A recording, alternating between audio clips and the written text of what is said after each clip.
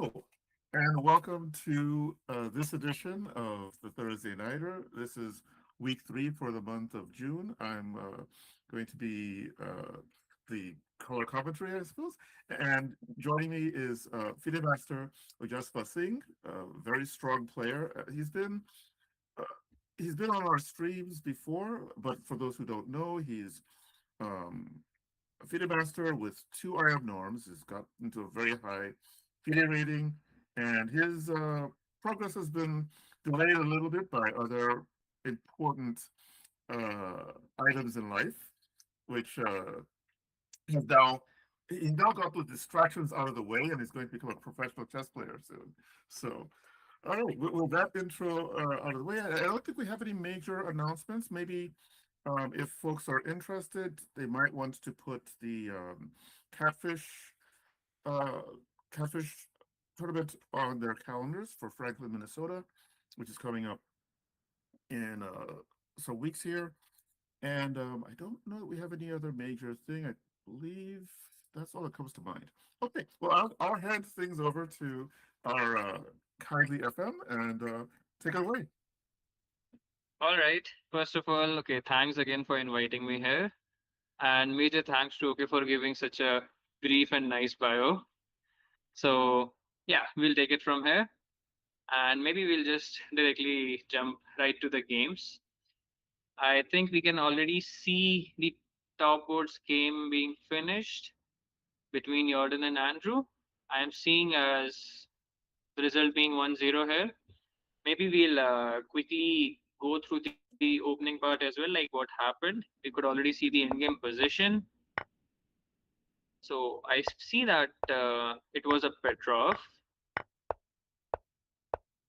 It's crazy, right? Like generally 99% of the times we see Petrov games ending in a draw, and even in this end game it was like equal pawns, but somehow White managed to swindle. So I guess it would be interesting to see how that happened.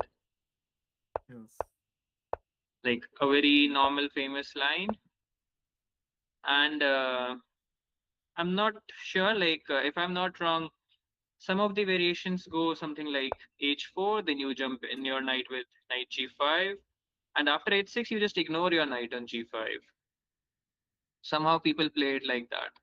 Let's say, for example, if black goes d5 as well, you just go here, they'll go here, and I might be wrong, but there is a very typical idea wherein you also play f4, and this is how white tries to mess things up, trying to open up the h files. For example, if they take, you take, and then okay, you've got some attack going in with queen f2, queen h4. This bishop is already opened up, etc., etc. But okay, white did not opt for those complications. White is playing more positional rather than being aggressive. So okay, bishop e6 happened, king b1, queen f5, c4. Okay, yeah, this is theoretically, I guess, the best variation that white could have played with slight edge.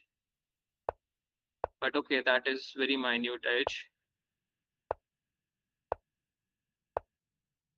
And okay, we reach, oh my god, okay, we saw a lot of exchanges here.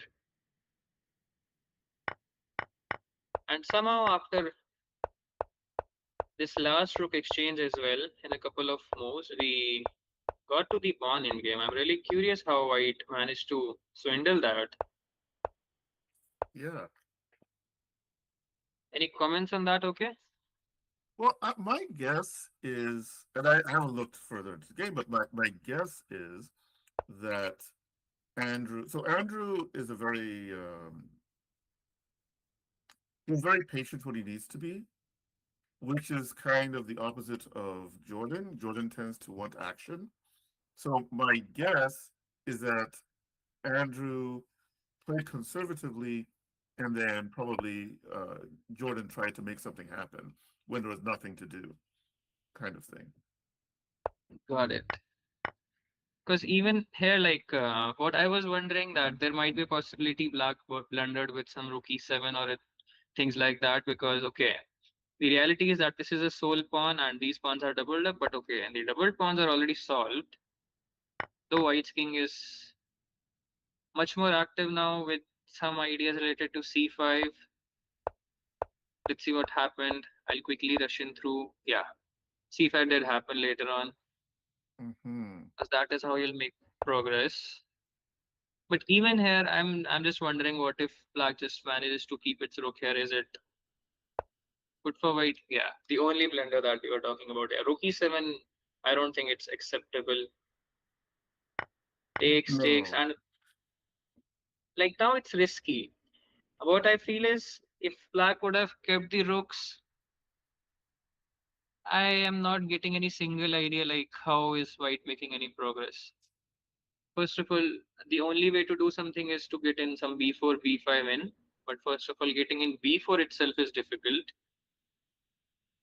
The only way is to get your rook behind the pawns, or let's say play king c3 and then you push the pawn, but then you'll not get in b5. So I Yes. feel it's uh, close to impossible for making any progress for white if you don't exchange the rooks. Exchanging the rooks, it's like a desperate attempt to just get the game over as quickly as possible, but it might backfire. It's one of those things where it makes sense if you're trying to activate. So I think maybe Jordan is trying to activate his get his king into the game. But the problem is once the rooks are off the board and white gets his king to e5, then white is in the driver's seat. It's like he's got an opposition, he has the potential pass pawn, the potential outside pass pawn, which That's the apparently major is problem. yes. And okay, we see g4 happening here. Even here, I feel that okay, maybe it shouldn't be more than a draw still, but obviously, if one side could win, that would be white. And Yes. I would say that should be pretty obvious. And now I get in the idea of f6, but I feel black just missed f5 check here. And it should be game over. F6 should be the final blunder, I feel. Because, yeah, f5 check did happen, and then you just cannot stop white from making an outside pass pawn, whatever you play. Yeah. D takes f5 was played, but just to show you, like, even if you have played king f7 here, we can just take this one as well, and then get another one from this side. So it should be more or less over for black. Yes. So I did some of my growing up in Nigeria, and so that's where I started playing chess too. And that kind of position, with King of Seven, King G6, um, FG, King G6, and then G takes H5, and then you play B4. So I don't know if they have it in India. There's this brand of butter or margarine, Blue Band. Ah, okay. Blue Band, Yeah, and that's right. and so so when I was a kid, the commercial was spread Blue Band on bread. Your family's well fed with Blue Band on bread, and so this situation, the king is spread too far apart between the passed H pawn and the passed B pawn, and it's a True. game over. Yep, So, that's true. Okay, but I'm yeah, that okay. was Even in this position, yeah. yeah. I was wondering, is it possible at this point or is it too late for black to take a more passive role, or is it already too late for him? Do you think it's already lost in this No, position? I'm not sure. Like, what I feel is maybe at least chopping off the pawn on g4 is important. Just because if it is again white's move, let's suppose you just tend to ignore it somehow. I don't know how exactly, but still f5 check is in air. It might come in at any Hmm. point. Once you take on g4, at least you don't have to worry about f5 check. You can Yes. just take that pawn, and even if not take on f5, and still just move away somewhere. I'm just wondering what if f6 happens here after just taking on g4. Maybe it makes Hmm. some difference, right? Yes. Um, because b4 is not a really major threat as of now. That is what I'm feeling. Because b4 directly then does not create a passed pawn. It only creates one when a takes b4 and a4 happens. Because a takes b4, a takes b4, still that pawn is not a passed pawn. I don't have to worry about b5. It would create my own outside passed pawn. Hmm. So So in that position, if white were to play b4, would you suggest a4 as a response, or exchange anyway? Oh, that is a good question. But let's say if I'm defending, I would just take the pawn. That would be my first consideration. Obviously, I'd consider both the moves, but my first consideration would be uh, just get out, just get as many pawns as off the board as possible, because there's a possibility that that a4 pawn might become a target later on with b5, king c3, king b4. Somehow I'm not messing things up. So if I'm defending, if I'm thinking passively already, thinking from the shoes of black player, then okay, I feel taking should would Then be it should my be top holdable. priority. Yeah, it looks holdable. The only entry point for white would be, let's say for example, we just flicking d7 here, for example, just playing a random move. Okay, g5 is a possibility that you might get in king e5 later on, but I don't think we are even if we get that, are we winning there? As soon as you go king f6, there is d4. Hmm. So even that should be drawn. If I just leave Yes. my g6 pawn alone and I just bring my king to the other side of the board. All right. So I feel that was for the top board. They just messed it up here, and black resigned here after h6. Okay. More or less a one move blunder, but for me, the technical mistake was rook e7. Like, I feel that was a bit unnecessary. There was always a possibility of going wrong. Pawn in games are always tricky. Just hold the Yes. position which you know is a draw, right? You know, All it right. reminds me of a loss I had sometime last year. It was one of those things where there are certain things you kind of know in your head, but you forget in the heat of the moment. And so it was an interesting night in pawn ending, which was unclear. And then I had this wise idea to play the sequence, thinking that we'd exchange a pair of pawns and then have a winning position. What I forgot was that he could force it into a king and pawn ending. And once you get to a Oh, king and pawn ending, you can calculate that concretely to the end.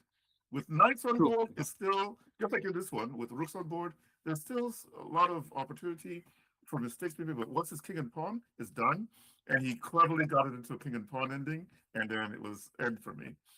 So I think Oh, yeah. the takeaway from this game is always be very careful before transitioning to a king and pawn ending. True. True. Because, So, yeah, again, it's the same point. King pawn in games are always tricky. If you're not thorough with your ideas, then okay, it might backfire always. All right. yes. Let's move to the second board. I see it's match between Thomas and Kyler. And okay, the question is already quite interesting. I see black is trying to build up some attack towards white's king. And is it already decisive? Um, Um, I think a3 holds maybe yeah, I was temporarily. just wondering. Yeah, a3 should be the only move. I was just wondering. Uh, let's say black just plays this d rook to c8, maybe followed by b4, something like Mhm. that. As black, I just want to open up the a file somehow, and it might turn out ugly. Directly b4 fails to just takes, and then at least they can first take here and then take queen takes b4. Lot of things happening, no attack possible. But if Mhm. at the same time I play rook c8, I might get in rook c4 as well. And if somehow I get in b4 or some sacrifice on c3, which allows me to take on a3 later on, it looks slightly dangerous to me. At least from white side, what play do I have? I don't see any counter play as of Mhm. now, and I don't see any good way to move forward. Basically, all white has to do is hold somehow, right? The concept of holding is already a bit ugly. That you cannot generate some counter play or cannot create some counter strategy. What do you think about it? Yeah, it looks very unpleasant. I mean, okay, so if um, I was trying to find a way to use the bishop to help protect the king, but bishop e1 means the rook on h1 isn't happy. Bishop d4, rook c4, queen g3. Looks like maybe it allows white to get a Get some threat that activity. gives him a tempo. Yeah. All right.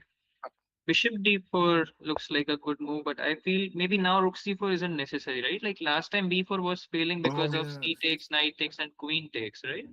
Maybe now I Yes. can get in d4. Quite That's possible, quite right? correct. Yes. And Yeah, it so had its chances, but it also blocked this queen on capturing the knight on b4 after c b4, knight b4. And maybe if maybe you just play queen g3, maybe I can just play f6, right? For a move, for a while. mhm. And now I feel black's attack should be faster. So what about CB so F6, Queen G3 F6, Yeah. and then CB4. And then if knight And takes then, B4, then yeah. bishop F6. Oh, but I guess this fails to this. Oh, this is not a check. I was wondering if that's a check. Oh my god. That was a Yes. blind spot. Oh my god. Bishop Yeah, so f6 looks maybe interesting. But what if, maybe yeah, yeah, maybe, but I mean, I have no confidence in White's position really, but at least it holds okay. for a move. Let's say black just plays g6 here, for example. G6. Okay. So now maybe we play.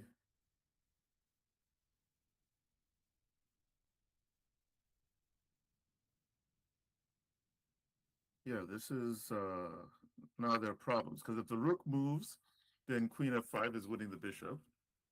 Yeah, finally queen f5 is And working. yes. So well, there's Bishop D3, Bishop C3, sorry, but then Queen F5, and uh, and the rook dies. Well, it's this Yeah. king's loss. One of the moves I'm seeing is queen g4 here. Like, what if Ah, we attack the knight and the pawn at the same time? This is already a checkmate threat, so you cannot take on d3. yes. And I'm also attacking the knight with the queen once again. This is a crazy position. If King F7, then Oh my god, king f7.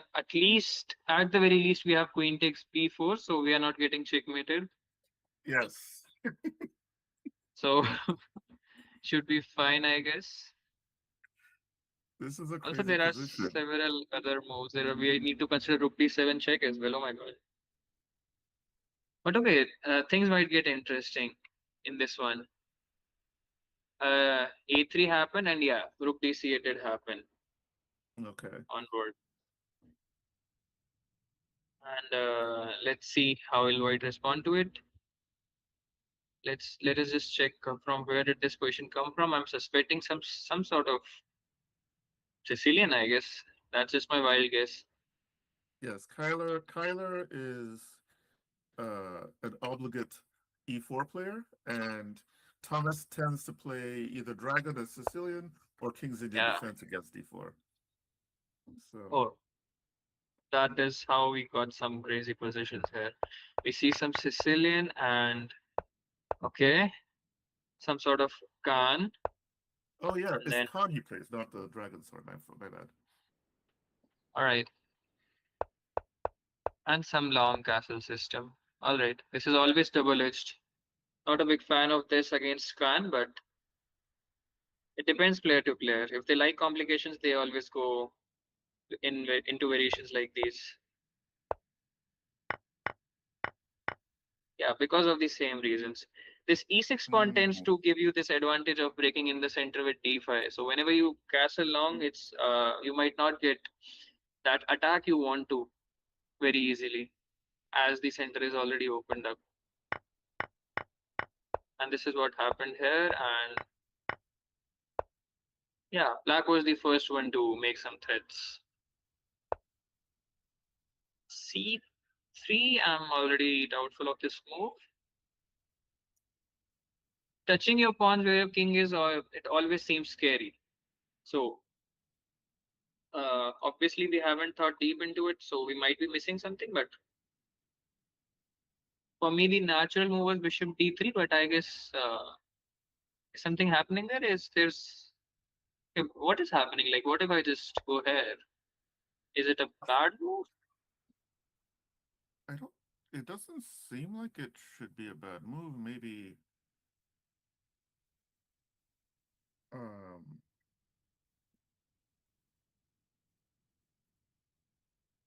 Okay, Yeah, I'm again, not sure. exactly. I don't know. Maybe white had some idea in mind. He just played c3, and black made use of it. Oh, so maybe after bishop d3 again, bishop b5 was black's idea, right? Oh yeah, that makes some sense. Yeah, now it actually makes sense. You cannot take the bishop on b5, and if they take Yeah, on d3, black actually managed to exchange that d7 bishop for white's much more active bishop.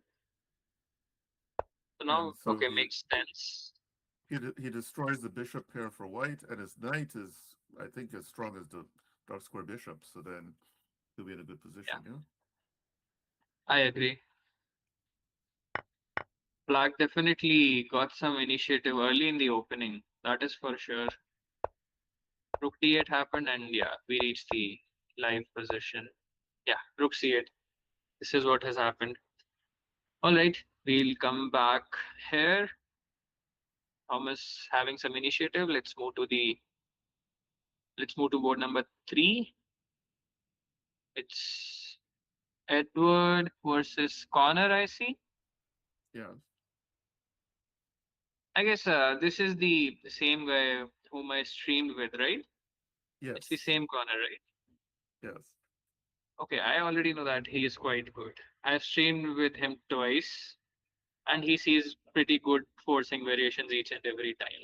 Sometimes Yes. even I have missed many things, not even sometimes, many times I have missed a lot of things, and that is why I love commentating with him.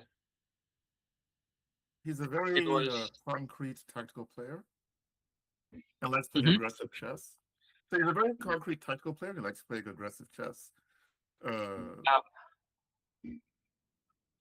And the first thing that I'm noticing is not the position, but the time difference you're seeing here, right? I see yes. an hour for Connor, and here it's less than 6 minutes somehow. Eddie is notorious for his uh, idiosyncratic time management. Um, he always gets into time trouble.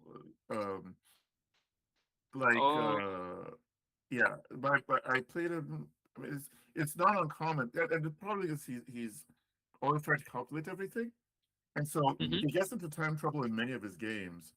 But I guess over the years he's now gotten comfortable playing blitz chess in a standard game. So uh, if you don't know that, you think, oh, I can just play stupid moves and he'll lose on time. But he tends to play decent moves in time trouble. That said, nobody should be giving, if you're playing against a player of equal or close to equal strength, you shouldn't be giving them time odds if you can avoid it, right? It doesn't seem like time also says that. Like it's a huge difference. Like I cannot even explain it. It's as if it was a 60 minutes game and White did not think at all and Black used all of his time. So I don't You know know, if we can even explain that.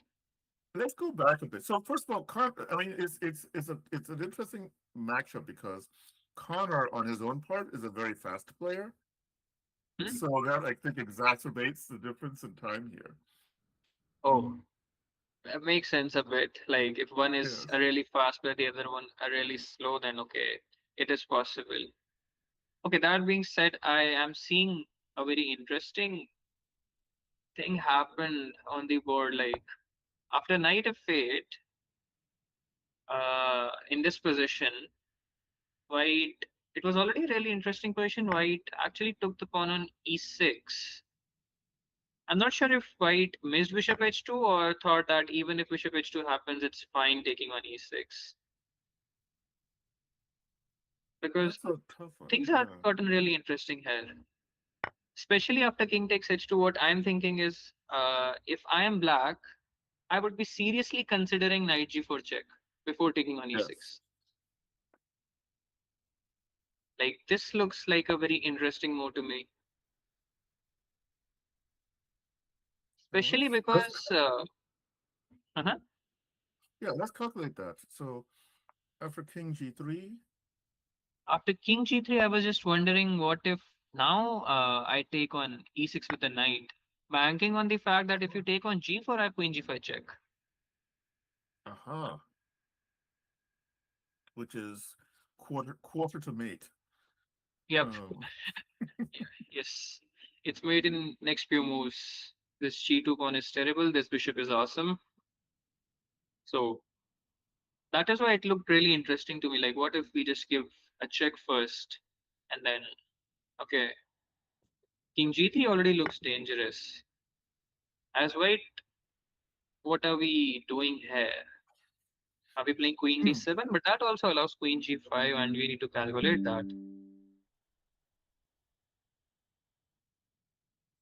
yeah, let's take a look. Okay, it should be So made, right? Like if you just chop off this bishop somehow, or no, it's not necessary. Let's say, let's see. for example, we So, just take here. Do Are we finding any mates here or something like that? let's see. Let's take a look. Uh, Well, at least we win the queen in one line, right? So if knight e3 check, oh, that uh, is interesting. Can I just run back now? Let's say king h2, king g1. there's that. Every time you move your knight, the issue is that now I can move my king away. Last time my bishop was on b7, so there were mates on g2. That bishop is Yes. gone. And now the rook is attacked, and so okay, this is a dead end. Yeah, I don't think this is working anymore. Yeah, this is a dead We are end. just getting one or two more checks. Knight e3 does not work. Same goes for knight e5, I guess. You just play king h2 and run away. You don't have any discovered checks. If that is the case, then okay, things might not be deadly as they seemed. Yes. Maybe white has some queen e6, queen d7 ideas. Hmm. Maybe So this what we can do is, yeah.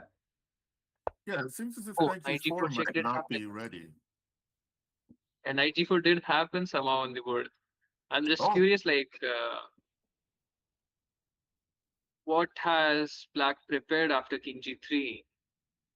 well, I think if he spent only 3 minutes or 4 minutes on this move, then I don't know Yeah, if he's fully calculated it. yeah, it is pretty much possible. It is Yeah. highly likely because I feel if white carelessly plays king g1, somehow they are thinking that okay, I'll just bring my king back and it should be fine. They'll just take my knight on e6. Maybe for another move, black can at least consider about leaving this knight alone, right? With moves like queen h4, Yes. but maybe it's not working because So my if knight f2 pawn is already f4, guarded. Yeah, that is what I was seeing as well. Knight f4 looks like a good move, right? Just defend yeah, g2 and then you just escape via f1 e2. And this is also a consideration. But still, I feel the critical move should be king g3 here somehow. Because if that works, then it means white is winning on spot, right? yes. Because we're talking about a whole piece here. Okay, maybe Connor would take some of his time, hopefully, here, and then we'll get back to this one. Yes. And let's move to board 4. It is between Torphy versus Ethan. And oh my god, each and every board is being crazy, crazier, crazier somehow. I don't know what word should I use. Some good games happening here. Yes. We're we're Um, we're not lacking for interesting games tonight. yeah, that is for sure. I'm already curious, like on what is happening on Thomas and Kyler's board on board two. The even though we just came from there. Yes, let's take a look. Let's see if it's Uh, just a moment, we'll jump back here. And okay, not bishop d4, but rook d1 happened here, and after rook c4, white played queen g5. hmm, Again, our idea was always b4, right? But yes. okay, now I get it. I get it. Uh, b4, cb4, knight b4 is met by back rank. Rook d8 is coming in. Maybe that was the idea behind doubling up the rooks. Got Somehow, it. white is managing to stop b4. But what if I just play h6 here? That is coming in with Ah. tempo as well. Hmm.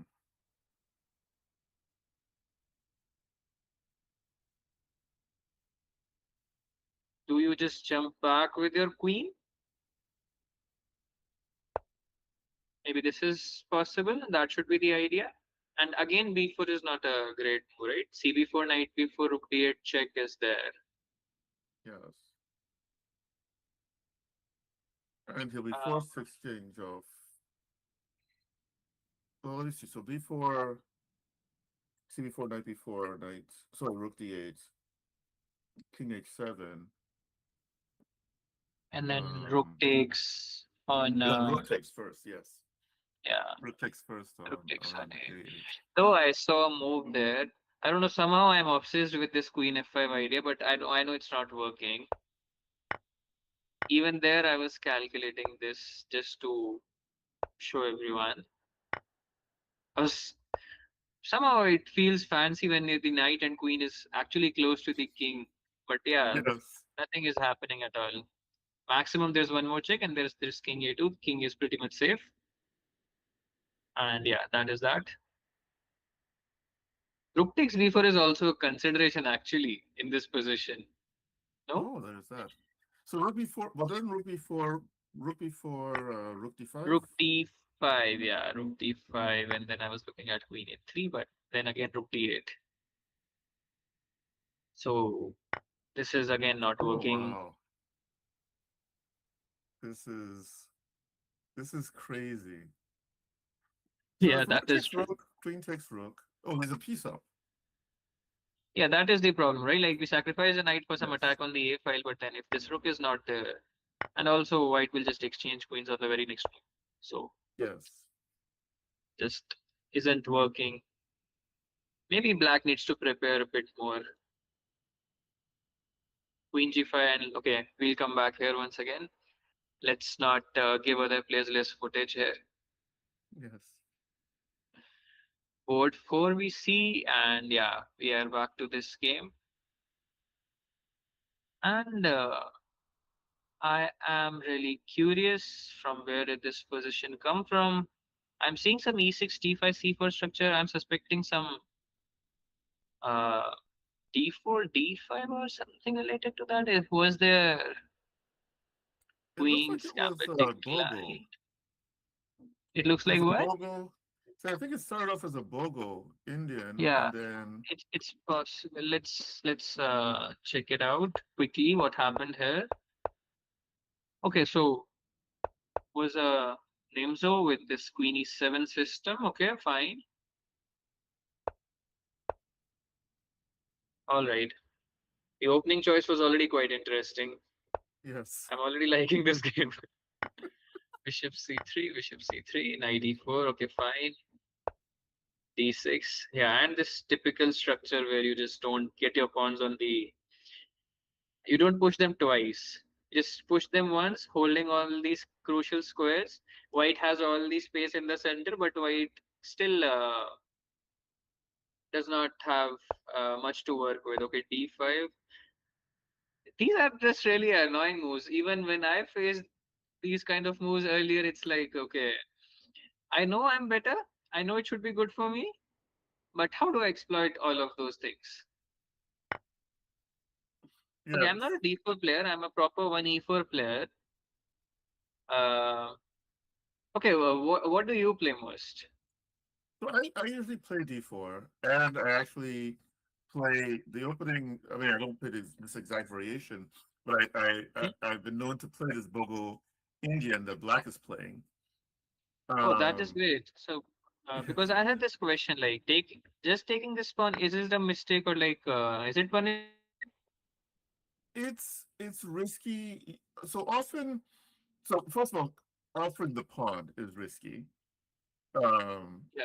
Black will usually take the time to play knight c3 if a d5 happens early, just to avoid that, because Black doesn't get the same kind of counterplay in this position against the fianchettoed position. So typically, instead of knight b8 immediately, he'd play knight takes c3 first, and then withdraw the knight to avoid. So what you're saying is we should first take here, and only then we Yes, should move back with our knight. go Yeah, this back. makes more Yeah, sense. This makes more yes. sense to me because I was really confused. White just played d5, and is White actually allowing this to happen? So Because yeah, it did it not has, happen. So that is even more shocking for me. yes. 'Cause in this position, Black has zero real counterplay for that pawn. He can play bishop Yes. Yeah. h6 or bishop d4, and there's nothing Anywhere, happening. like even if I just again play bishop c3, is anything happening here? I don't see No, real real counterplay being built, right? Like bishop d4, for instance, or even bishop c3. Let's say I don't want to get in e5 with tempo, and I'm fine if you just take my bishop on c3. I'll just take back with my rook. I'm still a pawn yes. up, and it should be a healthy pawn. Yeah, I think Okay, Toshi somehow.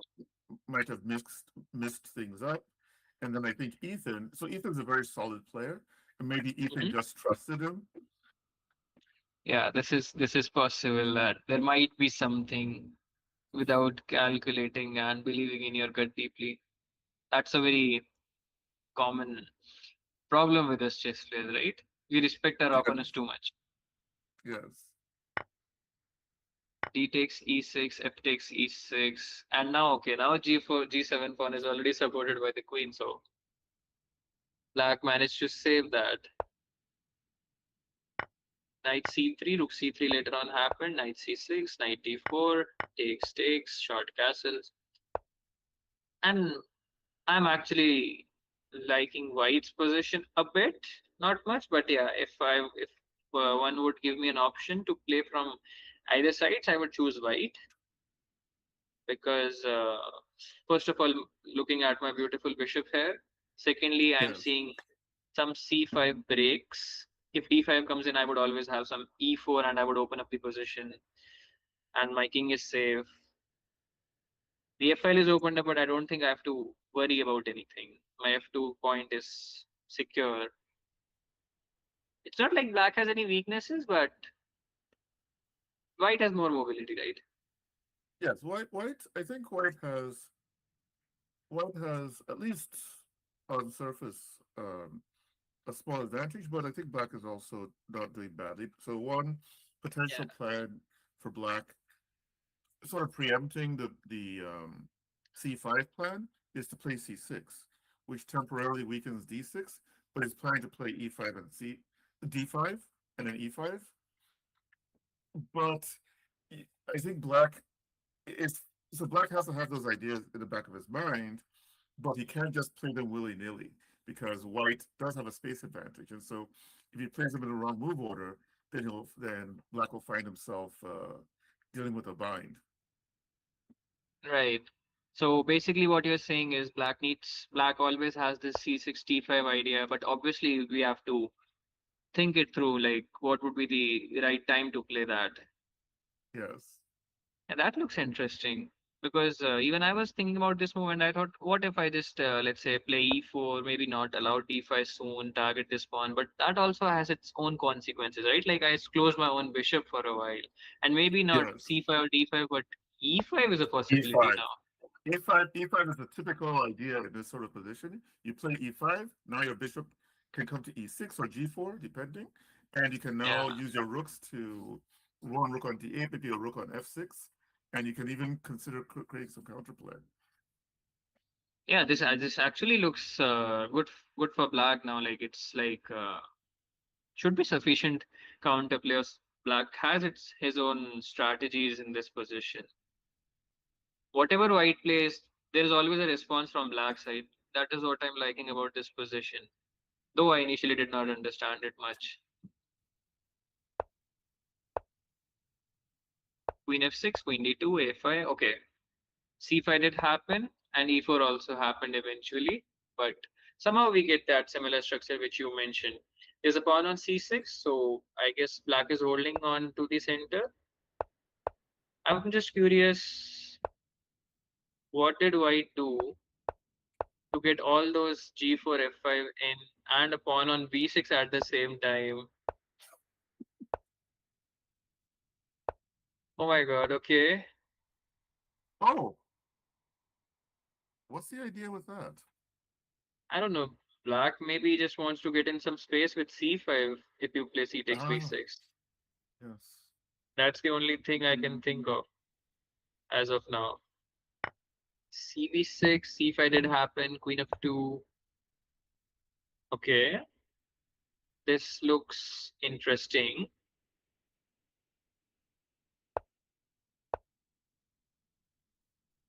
Oh, this is how they reached that position. Oh my god. All right. That is what I said. Like with each passing game, it always gets crazier, and we cannot even define which game would be the craziest one. Yes. And okay, we left it at f5, and rook takes b6 has happened. f6 has happened. We have a couple of moves being played.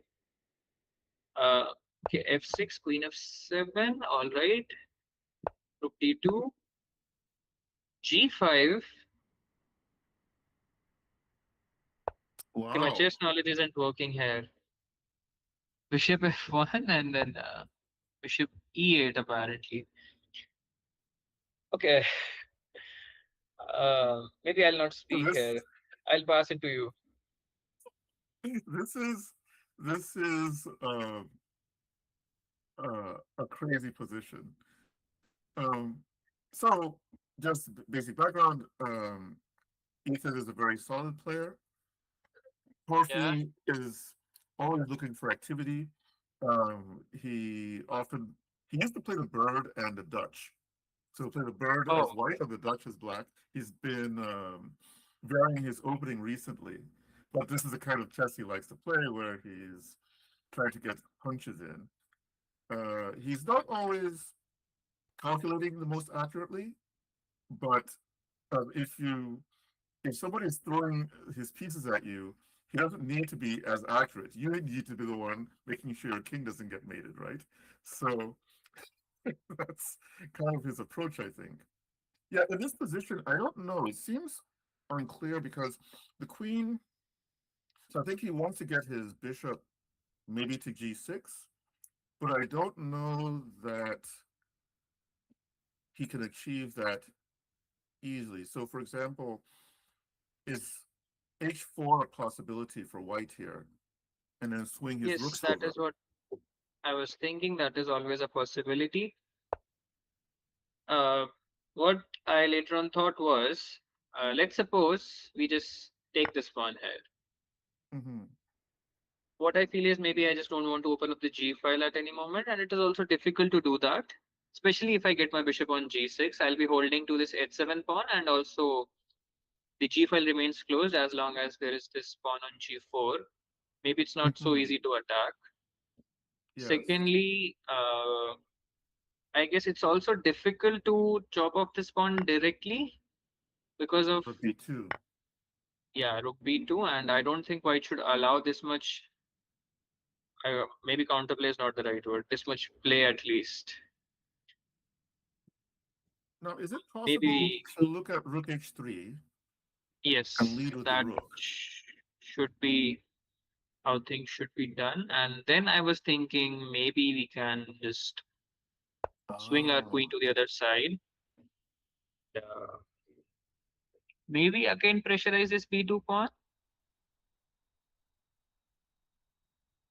yeah, this is looking difficult. because okay, we have a pawn on f6. This king is opened up, but white has its weaknesses of its own, right? It's not so easy. Yes. Now I'm getting some idea behind that g5 move, though I'm still not completely sure if that was necessary, but I understand what black was trying to do.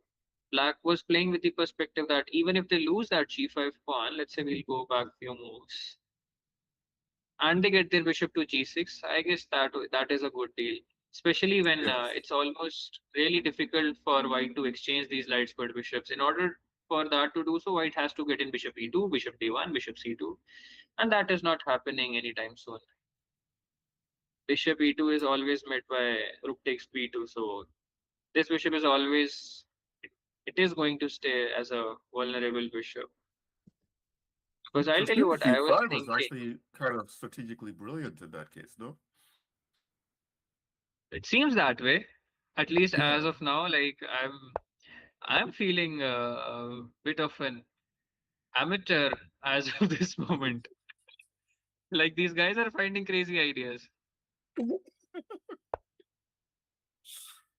Oh especially man. the complete follow, right? Like b5, c5, a4, especially. Like obviously, black thought it through that they need to get in c5 and then a4, not c4 directly, and then c4 here.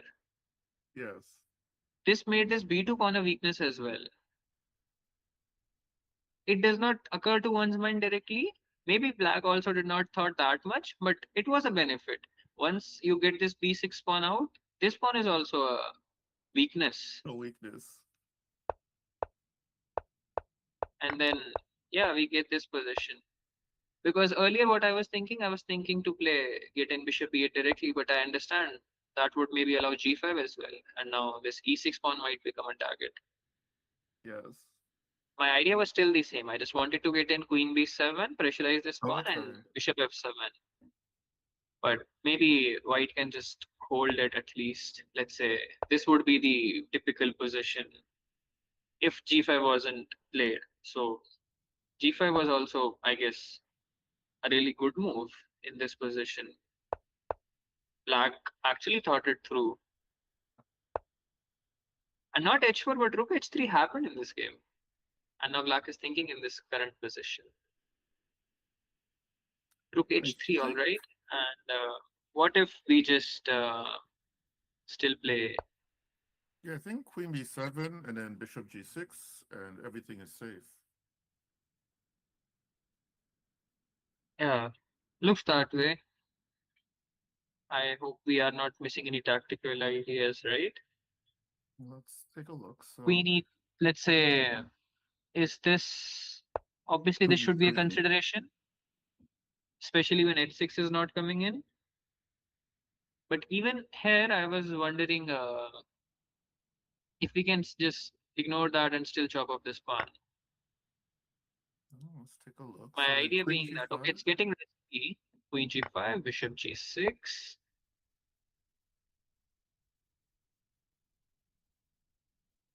and yeah. Now what? I see some idea. Maybe takes, and then we have f7 here. Okay. So if King king takes precedent by f7 queen f6, and then I have and then this. king g8. I'll take this e6 pawn with a Oh, check. there's that. Yeah, yeah, yeah. So let's go back a move. Let's see. Can he afford to leave the pawn alive?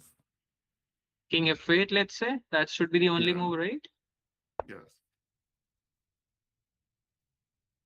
And queen h6 followed by rook f3. Is that deadly already?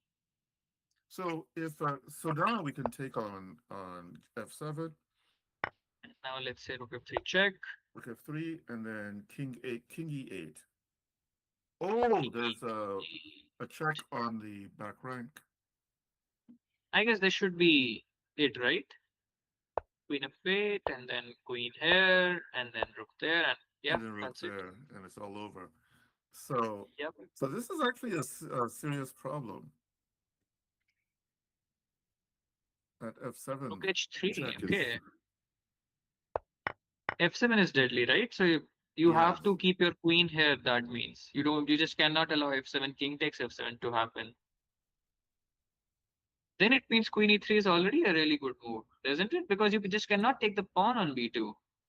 yes. If you can't take the pawn on b2, and if you can't take in even if you can't defend the pawn on g5 as well, okay, things are getting messy. Rook h3 happened, queen f8 was played, and yeah, this is the live position. Maybe we'll come back to this game. I already see three more results on fifth, sixth, and seventh board. We'll cover them Oh, up okay. quickly. Yes. So it was game between Robert and Nathan, and oh god,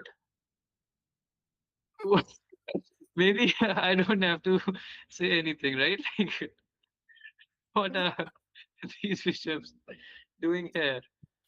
The age of romanticism is not dead. Okay. Um. This is a Okay, crazy I can't help position. myself. I just can't help myself. I just need to go through this game quickly. And oh my god. Okay. Please take my pawn, is what Robert is Okay. saying. Okay. I'm like completely unaware about these typical openings and these ideas. I would So, ask you to enlighten me a bit. okay. So first of all, uh, if you if you really want to get a headache, try to make sense of Robert's moves. Robert will guaranteed play something strange within the first five moves. It's just something he does. If he if he Okay. if he settles down and just decides to play a normal game of chess, he's extremely dangerous. He's even dangerous with this stuff, but it seems as if he's compelled to drop a pawn somewhere for the sake of activity or just to create a mess. And it's a double-edged sword, and sometimes the sword is facing his opponent, sometimes it's facing him. Uh, it's if you go back in the library and look at his games, we always look forward to his games because if all the other games are boring, positional maneuvering, we can guarantee his game will not be that way. Oh It's my god. So always basically, each and everyone are competing with Robert today, right? yes, quite right. And why did not take the pawn? Oh my god, that is even more shocking to me. Like, okay, I'm seeing that after knight f5, maybe some d5 is happening. But is it that deadly already? Like, no, right? Like, I can just play normally. I can play something like knight g3 here, or Knight e4. g3, Maybe yes. e4 is a possibility, or something like this should be a possibility. If d4 comes in, I have knight e4.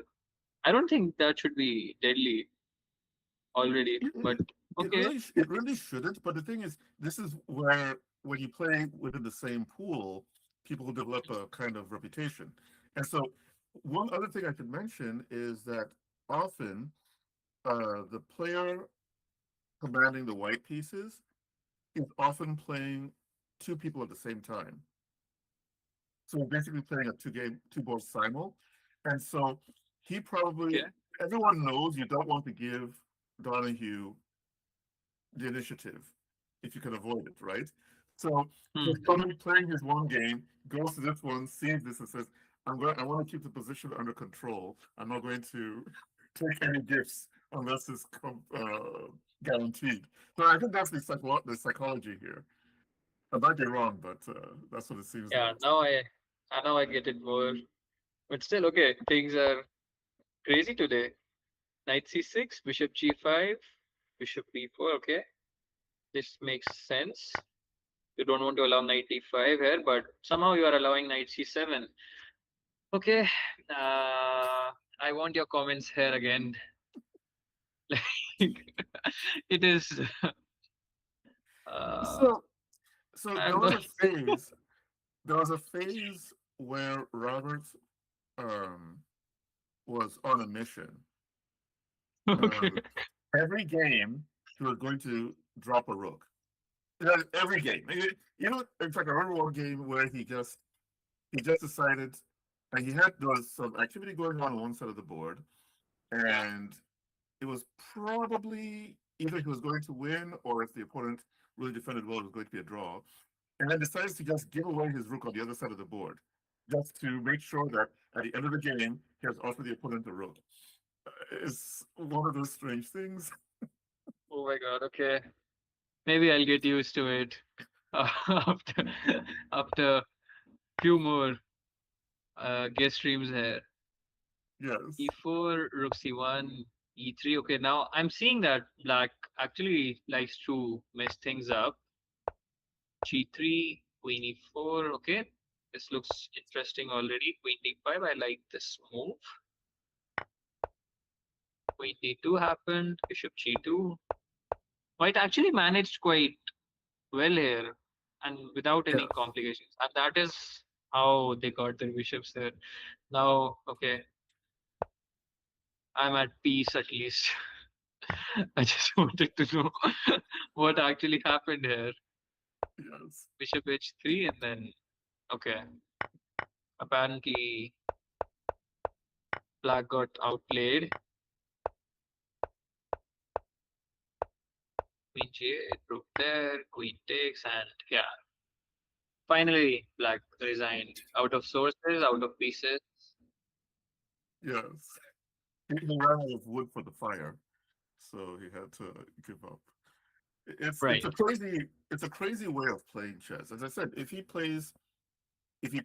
decides this month he's going to play normal chess, he's beaten some of the strongest players. But he just gets in his mind sometimes he's going to play this way, and it's crazy And entertainment. apparently this is how it would end up if you're playing this rogue, right? Yes. But okay. So Nathan won here. Let's move to board 6. I see 1-0 happening there as well. Okay. I'm hoping this one would be some positional game because I'm seeing some systematic position here with decent pawn structures. Yes. And David Bocek is generally he's a specialist in the King's Indian attack, and he's definitely a positional player. So this will be a more normal game. all right, then without wasting any further time, let's move from move number 1. And yeah, that is what you said. E4 happened. A4, knight c4. This is the normal structure that white always keeps. A solid knight on c4, a solid pawn on e4. The only slight problem that a white always gets in these positions is until you get in some e5 or some attack, this bishop does not play a very crucial role. It is always blocked by its own pawn. But at the same time, it's the same story with the c8 bishop. So it's not like it is something which would make a whole lot of difference. But as white, my personal approach is always to keep all of my pieces active, hence one e4 player, right? Yes. But these are the typical ideas that they use, knight e1, and yeah, f4 would come in, obviously. And again, my point about this bishop, it's even more solidified, right? You have all your pawns on light squares, this bishop is completely shut down, but it doesn't matter as long as you are getting some successful attack. Yes. H6, g4, knight h7, knight f3. Okay, Wow. white's position is already very preferable. If it's a closed position, center is completely closed, there's no counterplay for black, white is obviously going to outplay this way. And I guess that is what white did, right? B3 happened, B takes C4. Again, the center is completely closed. White does not have to worry about anything. White can slowly and steadily build his own attack, get in G5 somehow, and that should be it then. Rook F2, Rook G2, yeah. That is what white is doing here. Bishop d2. Oh, yeah, this is the typical idea. I really like this each and every time it's played. There's this typical idea wherever the side is closed, you just get your king to that side. In this case, the center is closed. You can keep your king in the center. At the same time, gather your forces on the other side and just break in. And it would be all done. Queen h1, king e2 as well. Well, this is a dream position for white. Like, okay, white just, it was so flawless. It was so easy, I would say, for white to get in everything. King g8, rook h2. You just need to get in that g5 at the right time and it should be done and dusted there. See Oh, how it's just free is white yeah, here. it's gone. It's it's almost like a football match where they've said you can only play the other person's half. Yeah, It's true. your half at all. Rook b7 and yeah. Finally g5 was in, takes. And alright. Bishop h5, bishop g6 would also come in, I feel. That it's like it's again so easy to play as white. I was wondering, do we have some exchange sack on g5? But maybe it might be unnecessary, but still looks fancier that way. Yes. Wondering if we have something like this, if they'll take here, maybe just take here as well. And now I don't Or want to then take on g5. queen Maybe somewhere. some, Yes. yeah, And it just because so happens that the rook on e7. So if the rook can move, let's see if that helps. If the rook maybe goes to let's d7 say or c7. Yeah. maybe this way, so that king f8, we would have some path to run to, but uh, yeah, maybe these are the reasons they don't go for it, right?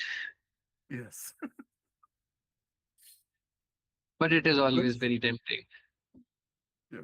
And we can always just do it in the boring fashion with rook g5 and then rook h5 and Yeah, that's possible as well. yeah. But again, it was all unnecessary, so they just managed, they just took here. Obviously, much more systematic. If you take here, we have rook g6, and then you play bishop takes h6, it's over.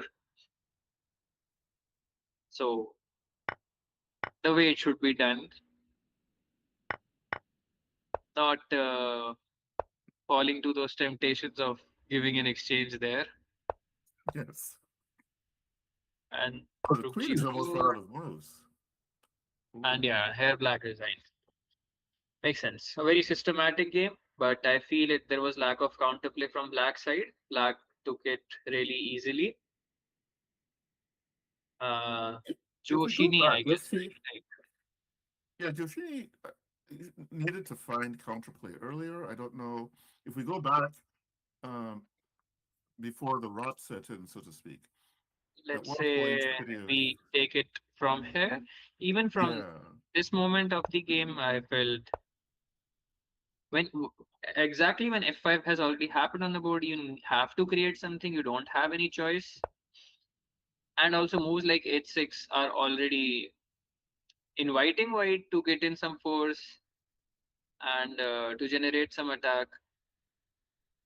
Again, if some attack is going to come towards your king and you're already aware about it, you should touch your pawns as less as you can. Because the simple setup could have been maybe just let's say bishop e7, if g4 comes in, maybe knight e8. And now there's no g5, there's no h4, there's no f6, at least for time being. Also, you can exchange this knight with your bad knight via knight d6. This is one of the ideas Hmm. that you can use. And maybe not h6, but f6 is a possibility. Yes. Which if he plays knight g5, sorry. If he goes if you go bishop e7, Yeah, g4, knight there. If he plays knight f3, then f6, I think, to defend e5 and also maybe right. slow down. Yeah. Also, the point being that after h4, g5, you have the chance to ignore that one because if g6 happens, you always have h6 to close down the structure.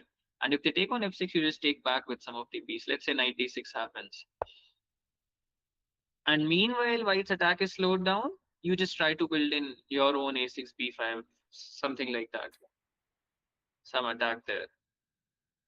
Yes. And yeah, though I don't like to play this way. If I'm black, I would still be unhappy, but it's not like it's already decisive. It's far from over.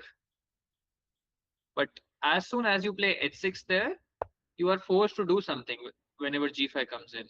Because if you just can't ignore it, they will take on h6.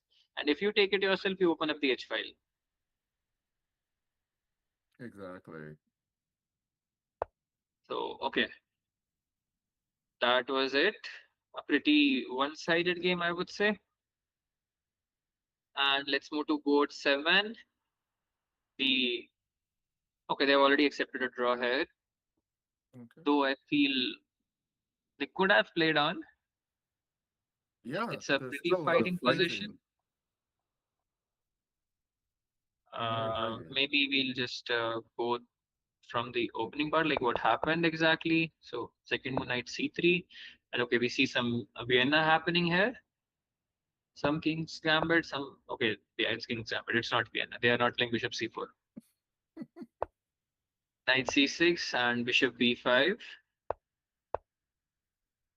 So what I'm observing is that people here, people at your place, they are like they don't like to play these conventional openings, right? Everyone wants to opt for something crazier, something unique. Yes. Uh, because I'm always seeing a very little bit of theory here and more of raw chess being played. And somehow Yes. the chess player inside me is really intrigued by it. Like that is how it should be. For me, my personal suggestion is always to follow the Fisher's idea in 70s. He always said that there should not be any theory in chess, right? Should always be raw chess wherein you have to think from move number one. That is why he Hmm. introduced his own format back then, which we have now accepted as Yes. Fisher Random. But Exactly. obviously things can't be changed, but it's the most fun way to play. Even though it's not Fisher Random, they are playing their own structures. They are not playing any conventional openings from both the sides, and Yep. I'm really liking that in today's matches. I don't think we There's have been a seen good any mix one today single for that. conventional opening other than that for top board Petrov, right? Yes. Yeah. So it's actually an interesting thing. There was a point where you would more often see theoretical openings, but I think with the current mix of players, we have some really young players and who some of them are theory hounds and others older players who just want to get a game and don't want to enter theory against the younger players. So I think that's one of the things that creates the dynamic. Oh yeah, that is a very common theme. Like even today, if I am facing, let's say, a 12-year-old player or an 11-year-old player who is already, let's say, 2000 or 2200 rated, even my idea of playing is exactly same.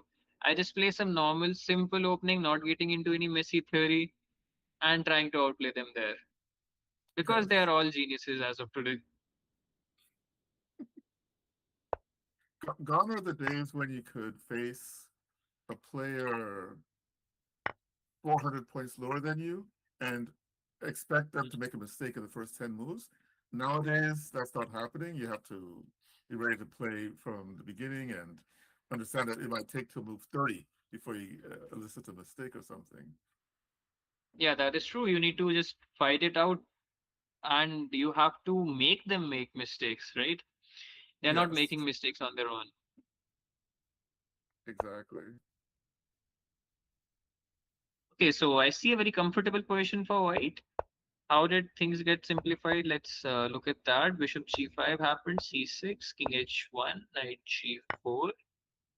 And this is one of the exchanges which I would not prefer for the reason that this bishop is not exactly a great piece. Maybe if I'm white, bishop g5 was already a bit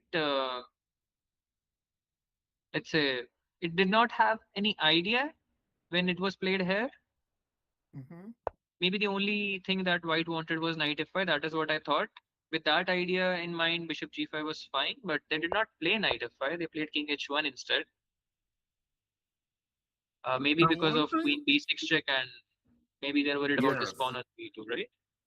I'm wondering if they played bishop g5 with the idea of knight d5, like bishop g5, bishop takes, then get the knight into d5, and then only after the fact did it occur to them that their f pawn was missing, and c6 is going to, and I have to run f5, d4 was going to be with check. Just a possibility. Okay, it is possible. There might be some idea. King h1, knight g4, took there, played knight f5 eventually. Queen e5, okay, this looks good. Knight g3, queen d4. Okay, this looks Hmm. interesting. Um, Hmm. what is the exact idea here? Knight f5 was played again. So at least this is okay. We cannot exactly define that white was trying to repeat moves because white can actually change it earlier, one move later on. But we did not get to see that because black just chopped off the knight as at this moment.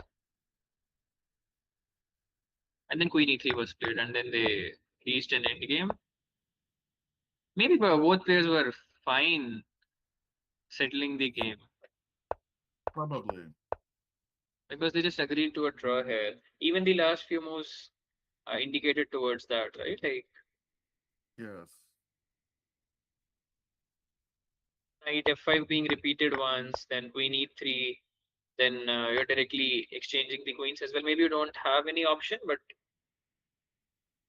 if I'm white, if I'm seeing that queen e3 is a possibility, I might have some activity if I don't allow it.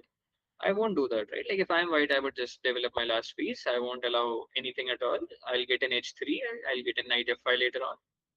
Because definitely white should be the one that is preferable here. Yes. But okay. He has the he has a half open F file. The knight on G4 doesn't really have a solid base. I mean, I suppose it can go to E5, but if it gets to E5, it's not really doing too much. Yeah, I don't think white needs to be worried about anything at all. We can, at any moment, let's say if rook a1 is played, you can even play knight d1, c3, d4, get in control of the complete center as well. Hit that Yes, knight, get a knight e3 as well. I mean, obviously black also has scope of for improving its pieces, but I would still say white should be preferable by a good margin. I agree. And all right, let's move to board 8. Finally, we came to board 8 as well. And yeah, once again, some difficult position here. Well, at least this one, I suspect the opening will be more normal because Jacob is generally he tends to live in Reti English openings, so I expect the first several moves to be normal before we get to the craziness. All right, maybe we'll go from mode number 1. Let's see what Jacob opted for. He played one c4, and Johnson replied e5 here. G3, knight f6, bishop g2, d5. All right. C takes d5, knight takes d5, knight f3, knight c6, castles, Oh, g6. Okay, yeah, one of the other games where we are seeing pretty conventional stuff. H6, queen c2, f5, and might be a hmm, bit premature, but I guess it does not cause any direct problems, right? I guess there is some e4 ideas that are always to be watched out for whenever you are pushing this f5 pawn because it's like black gets an hanging pawn structure, but on the king side. If we compare yes, it to d4, d5 structures, wherein white has those d4 c4 pawns. Herein you will get these e5 f5 pawns if you decide to take with the pawn. And somehow Yeah. these are always under fire. Let's say rook e1 happens. Now you're already defending these pawns. Knight c4 would happen later on, and your king side Now is opened up. sometimes black will play instead of withdrawing the knight to f6.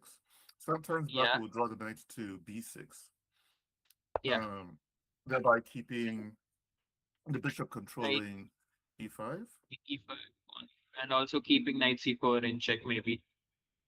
That Exactly. is that's possible. But And let's then they say follow with bishop e6. Yes. even here, it's always like you cannot push e4, and if you push f4, this e4 square gets weak. Uh, but yeah, that is what they play for. They are. It generally happens when black is actually trying to play for a win. So Mm-hmm. this is the kind of chess I also like to play, or let's say I used to like to play this Oh, way. nice. Like I want to have my chances on board. Maybe not by taking some risk, but even if I'm playing as black, even if I'm playing against a stronger player, I want the position to be such that even I would have chances if things are getting messy. It shouldn't be like that. White always has some edge, and with precise play from both sides, it's a happily made draw. Mm-hmm. If it's a draw after fighting, it's fine. But if it was a very boring draw, I just don't like it that way. Makes sense. King h7, knight c4, knight d4, captures. All right. The structure is pretty much still solid. Rook e8. Even though this pawn is sitting on f5, it's like the only role it is playing is to control this e4 square somehow. I don't know how to explain that Yeah. because they have already played knight d4, disconnected the pair of these central pawns, e5, f5 pawns. So you don't have any e4 or f4 push now. But the position remains solid as long as black is not touching their pawns anymore. C6 and yep, pretty much level, almost close to level game. Though yeah, it should be a level game. Rook C8, H4.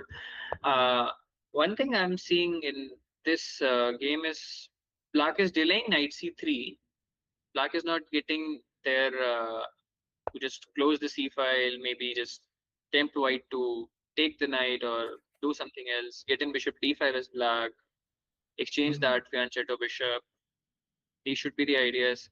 Maybe white can just take here and then play E3, D4, and black might lose this pawn. Yes.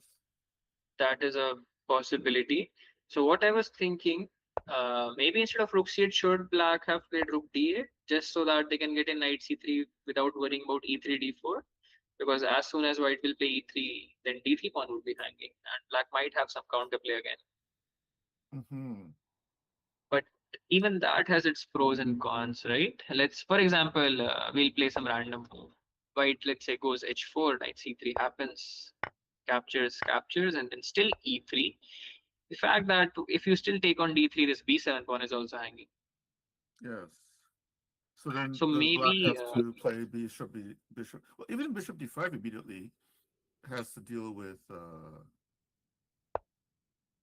Okay, d4, actually, this is interesting. If bishop d5 and bishop takes d5 and then c takes yeah. d5, you now open the rook to defend the c Oh, pawn. so if d4 happens, we have rook c8 there. Yes.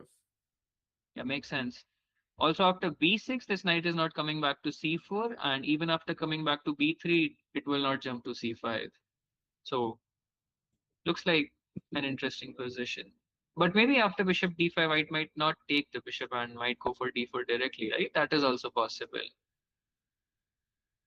True. Although Uh, in this case, maybe there's now bishop takes g2, b6, c5. oh,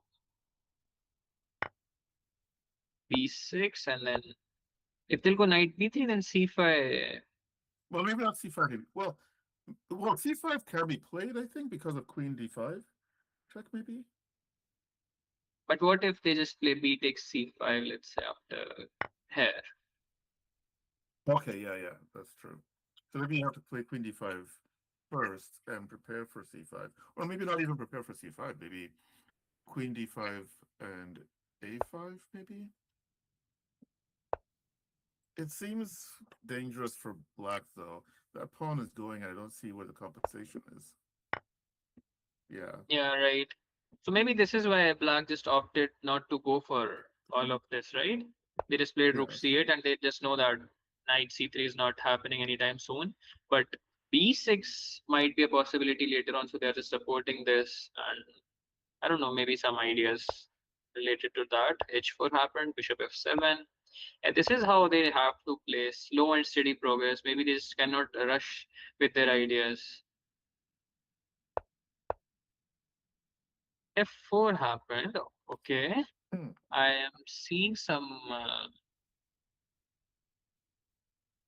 Oh, the idea is thing that the happen. pawn on h4 is he can't take easily on f4 because of h4 being Right. yeah. H1 happened. F takes. Knight e3. Obviously, it had to happen. And then rook e3. Okay. We reach this position wherein knight c4 is played, but I was wondering if we have some sort of b5 here. Ah. Maybe bishop d5. This looks interesting, right? Mm-hmm. And I'll tell you one some crazy idea. I just looked at if b takes c6, can we consider this as Yes, that would well? be nuts. At least it looks fancy. And I'm not sure if it is working or not, but uh, for a while it is looking good. It looks fancy. Yes. Though I don't see a mate here. So I don't know So might be what is too happening. much. Yeah. Let's see. So if rook takes, sorry, let's see. And So then king rook takes f1. and king f1, and then Yeah, there's nothing exactly. So happening here. not sure if it's only a fancy move. It's only a good looking move, maybe. But okay, even here, at least what black can do is if they can take it, or maybe they can just play b takes c6 and should be fine with some good counterplay Yes. because this king looks weak, at least as soon as this bishop gets exchanged. But that this did not happen. Knight c4 was played, and rook e7, bishop e4. Yeah, bishop d5 did happen, but white got their knight to d2 in time, at least closing that diagonal. And this is how we reach that typical pawn structure, and this is the live position on board. Huh. I think. I mean, it seems that white is suffering a little bit, but Yeah. black. It's very difficult to evaluate actually this Yes. position. Yes. So black has both sides have their trumps, I think, in this position.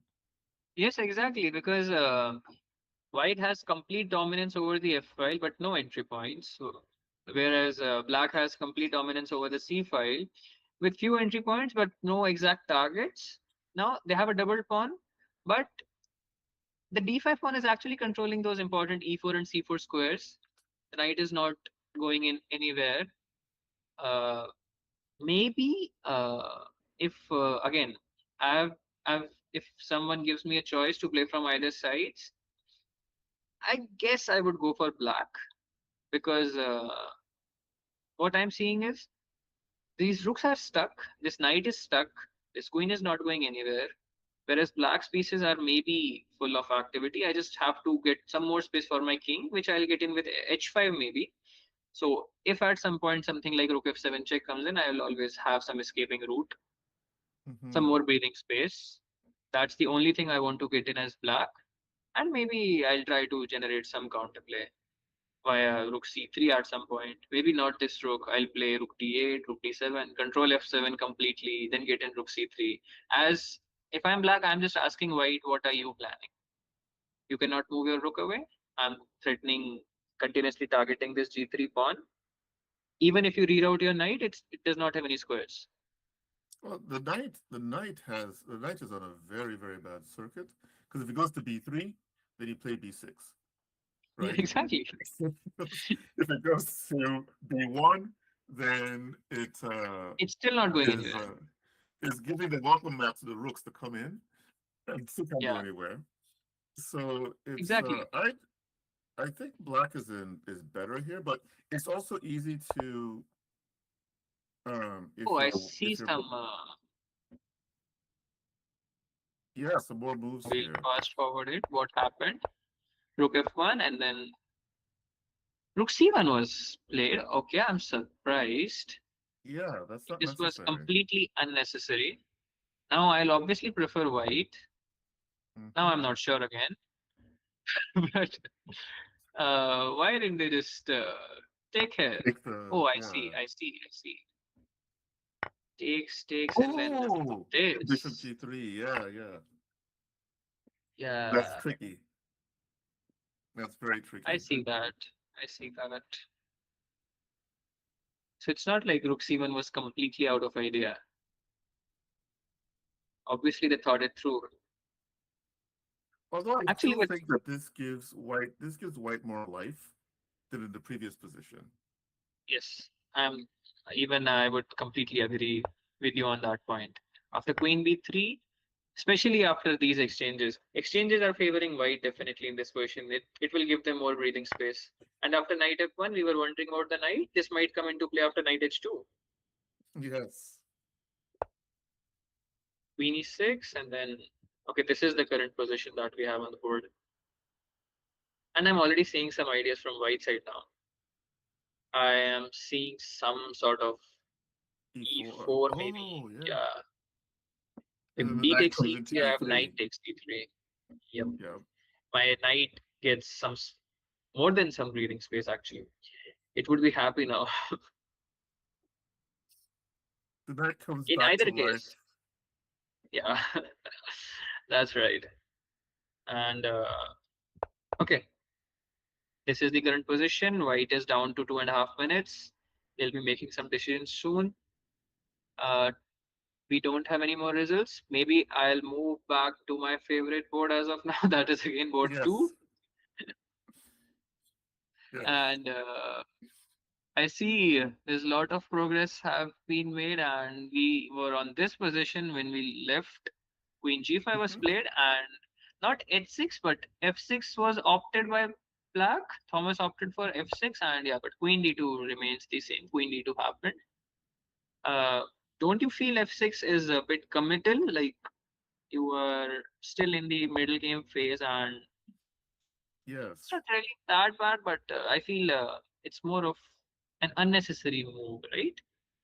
The e It's not pawn. necessary to.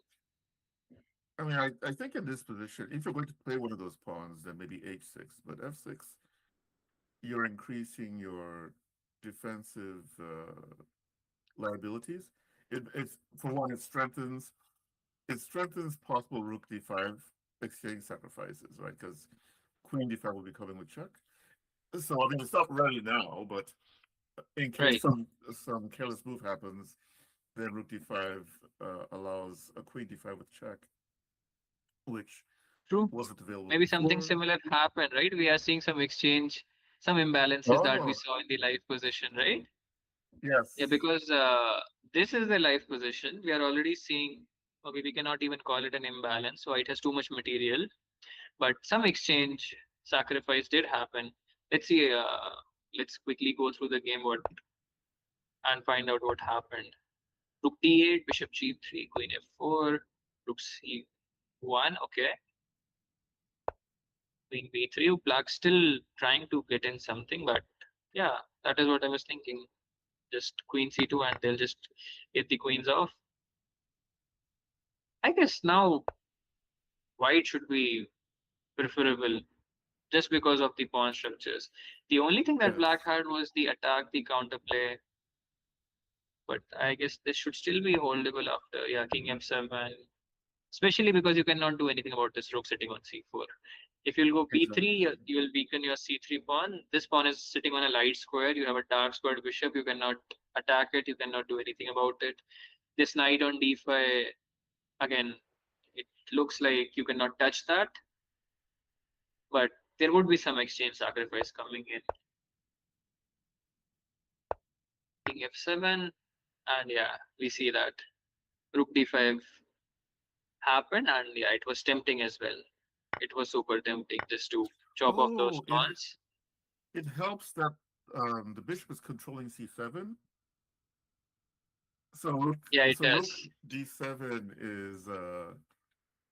is why this works. Because even if you can True, protect, even if you can protect the b pawn, you can't protect both b pawns. true. You have to drop one of the pawns. That is what is happening here. Yes. But black managed to give both the pawns. Oh wow. Uh, I just want to know what happens if rook c5 is played. I'm guessing this should be the move that should be played. And after Mhm. king g6, we'll take this pawn here. I'm not losing this pawn easily, right? Like, let's suppose, for example, I just play rook d5 here. Yes. As soon as you play king b4, I would have some rook b2 ideas, some rook c4 check ideas. So I am not getting why did black give up the. I mean, why did black give up both the pawns? Maybe there's a Maybe he was. possibility they did not realize that they are losing this b7 pawn by force. Yes. That Especially is a with his possibility. time. He had, I think, at that point, his remaining time wasn't so much. So maybe he. It's not uncommon that Mhm. you see a theme, and you know that it doesn't work, and then you forget that the same theme Ah, also doesn't work in a separate situation. So you probably thought, oh yeah, well I can let him take the front b pawn, and I can defend the back b pawn, but the same problem exists. Whatever square he wants to use to defend the b pawn is covered by the bishop on g3. right, right. And you just did not realize that the same theme is working here, and you just can't defend the b7 pawn still, right? Yes. F5 happened. They took the pawn on e7, f4, and oh, we can already see a result here. Black resigned because yeah, it is actually quite hopeless. Um, there's no counterplay, even though you have an extra exchange, but white is 3 pawns up, which is already too much, especially those three connected passed pawns. White would have gotten in bishop d4 next, and just rolling, white would have started rolling his own pawns. And yeah, we see Kyler defeating Thomas here. And all right, let's move to Connor's game. Oh yeah. So what happened here? So Let's look Eddie's a at from piece. the position where did Yeah. we. Oh my god, there was a lot of progress. We looked at knight g4 check and king g1 was played. See, not king g3. It was like Connor thought for 5 minutes and then decided I'll not go for king g3. He took the safe approach and queen takes e6 was played. I guess, yeah, this is fine. Bishop e2, queen g6, f3 was played. All right. Oh, I did not see that coming. Hmm. C2, queen d3, knight e3. What is going on? I'm not getting anything at all. Like, what if I just take the knight on e3? Yeah, I'm not What am I missing sure. here? I am not sure what's That is happening. what happened, and then Did Black blunder? What did they think? Like, was it? Did they think it was a free pawn? Because I don't know, maybe some blind spot. Probably a blind spot. Now, Eddie got down to like 7 seconds on the So it clock at is the moment. right. It is highly possible that something happened, or they just panicked after seeing. Yeah, I can actually relate to this situation. Maybe what they did was they had around 30 seconds on the clock. They saw moves like queen d3, then they saw if bishop d3 happens, then rook on c2 and knight on g4 are both hanging, and they got panicked, and we take certain decisions in time pressure. This is highly relatable Actually, in because this you saw position some. now, Yeah, there's rook g2, right? After queen d3, bishop d3, there's rook g2, knight e3, knight yeah. e1, knight e1, sorry. So, uh, but in this position, I don't see why he can't just take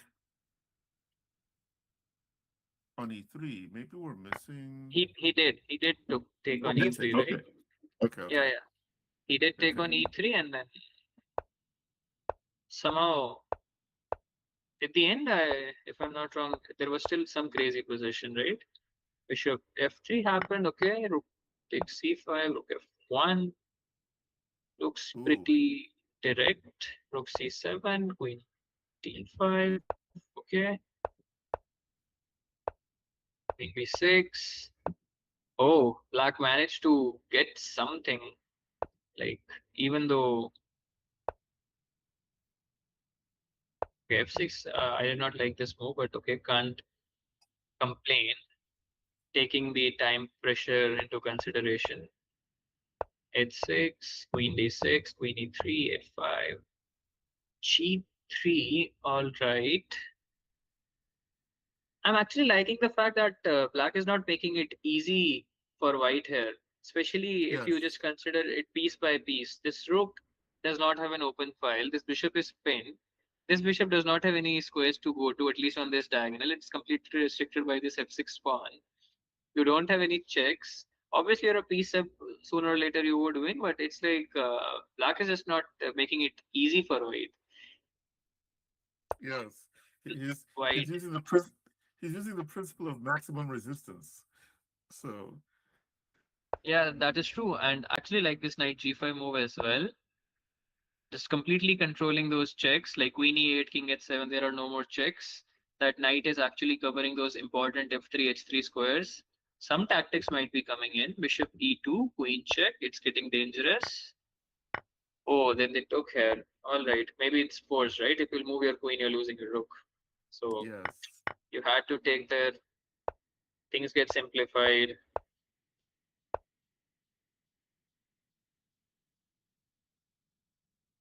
Hmm. Are we seeing some last? Oh, why did he take there? Wasn't this possible? Oh my. Yeah, that Maybe, would maybe, be. maybe, maybe not, right? After king e2, because rook c8 is a Oh, back rank. and also, well, let's see. Oh yeah, yeah. Rook. If rook g3, then queen, then rook c8, Yeah, rook ch would be made. Oh my god! But and for queen for a g3 while, isn't working it because of felt like g3. uh, maybe again it was forced for black to take on c2. It's kind of bad luck, but the position is not easy still. It's like how is white breaking in queen h1? Hmm. My gut feeling says there is a high possibility white might mess this up because this is not an easy position to handle. But you see what I was mentioning earlier. So all of this counterplay that Eddie is playing, he's been playing under 1 minute. He's like going down to the bottom and then playing his move, and it Yeah, I'm can really have a surprised by psychological that effect. fact. I myself am really surprised by the fact that he found all of this under 1 minute. What would have happened if he wouldn't have blundered with 93? Exactly. It's like we cannot even predict that, right? It's All right. crazy. Uh, we'll Now, come did we back see here. the end? Yeah, we haven't seen the finish of this one. Yes. Even 1-0 happened here. Some result. We can already see some result. We left it at what point? Oh, we left it at Queen of 8, right? Queen of 8 was Yes, played, and then we see some good progress. Rook F3 was played. I get the idea behind Queen F8, right? Maybe the simple idea was after Queen E3 we have H6. yes. I don't think there is any other idea behind Queen F8 here. But Queen E3 wasn't played. Rook F3, Bishop G6. Interestingly, F7 happened. Okay. Hmm. Oh my god. What is that? That looks amazing. The idea is Rook D7. Ah, And now Bishop is pinned. You cannot do anything about it.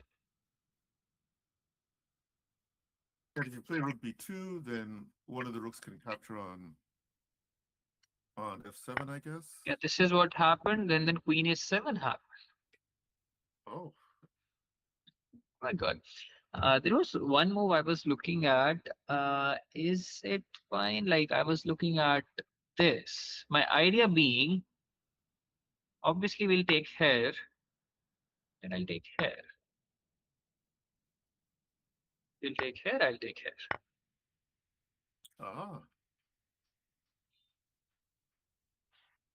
Looks fine, I hmm. guess. I don't think black should be worse here. Definitely not. Yeah, it looks playable. Um, I think black yes. should So easily maybe survive it. maybe white could try queen e3, but then there's rook f4, so it's not even any. Yeah, Yep. There's more than surviving. I would prefer black any day in this position. yeah. This would be very difficult But to. obviously not So, an easy resource to look at. Like you play rook b7 first of all, ignoring your bishop on f7. Then you need to see that you don't have to do anything about this rook, but just take the other rook. If they yeah, this take is not. here, then again, this is black should be winning in this one as well. Yes, Maybe but that's uh not. It's not a typical. It's not. First of all, difficult to see backwards moves, and then second of all, to just give up your bishop yeah, would be difficult in real time. Yeah. true, exactly. Rook b2 was also fine. Wait, what happened? My laptop got hacked, but okay, fine. I guess I'm back. Okay. Just a minute. Yeah, something happened. My laptop lagged. Yeah. Uh, maybe after rook b2, queen a7. Let's see what happened. A check happened. Another check. Somehow rook Oh, g1 is not coming rook in. g1 is the queen. Yeah. Sadly, there's a queen. Yes. Queen b8, but okay. In here, I don't know if black is losing, but obviously white is the only one that could win. Having a having a draw at all times.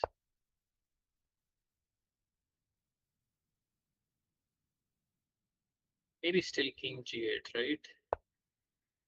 Just keep your king towards the corner. Don't rush towards the center. Otherwise, you might have to face checks from both sides. That is what they say. Uh, just for example, if Could you I give repeat a that? check, what? Could you repeat that?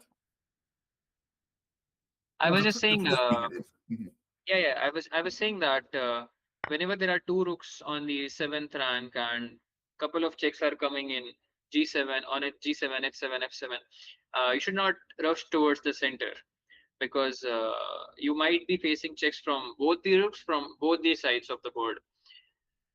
and you might be leaving one few of your pieces hanging. So that is what generally happens. Now rook h8 check is coming in. You're also losing your c3 pawn. You cannot come back king f8. You lost that option. Yeah. And yeah, king d8 was played, and then suddenly rook g7 happened. And yeah, that was that. Black did not. Black do not have any way to stop the checkmate idea. But instead, if black would have just kept its king on this side of the board, at least there won't be any checkmate until black decides to get this rook away. Yes. So it won't happen that way because it looks scary. It is scary as well, but it isn't decisive yet. Let's say maybe white would play rook c7 here, hitting this pawn. And yeah, maybe white is still winning. White should be winning. King g8 is again forced, and then they can give a check. Maybe you'll go towards the corner, then they'll chop off this pawn, they'll chop off the c3 pawn, and maybe white is winning, but still it's not checkmate yet. Exactly. You can still fight a bit, maybe.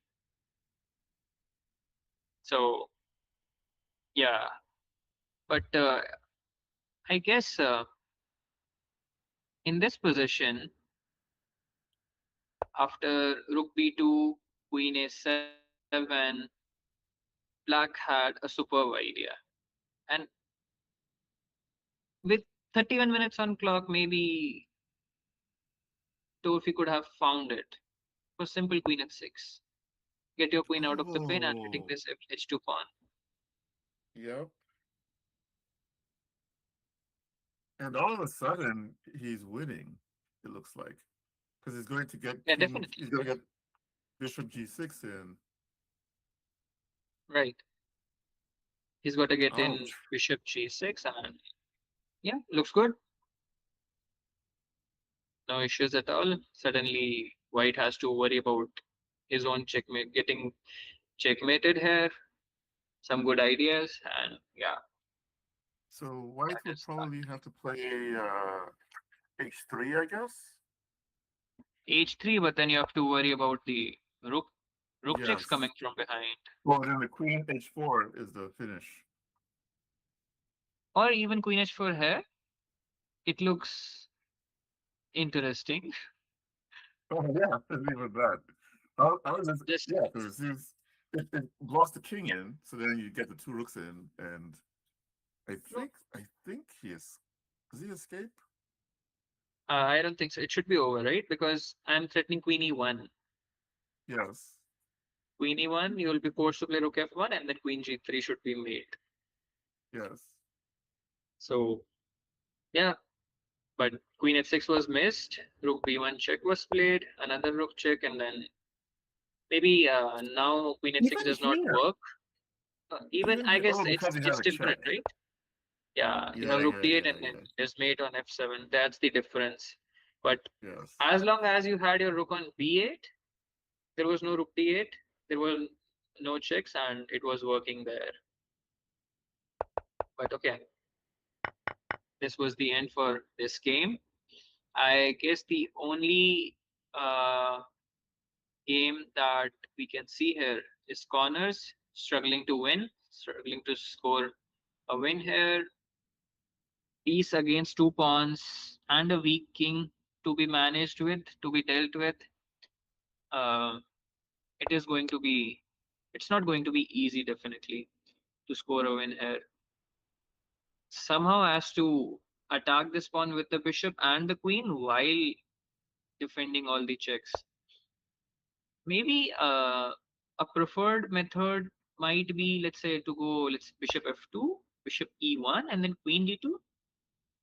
Is it Hmm. possible?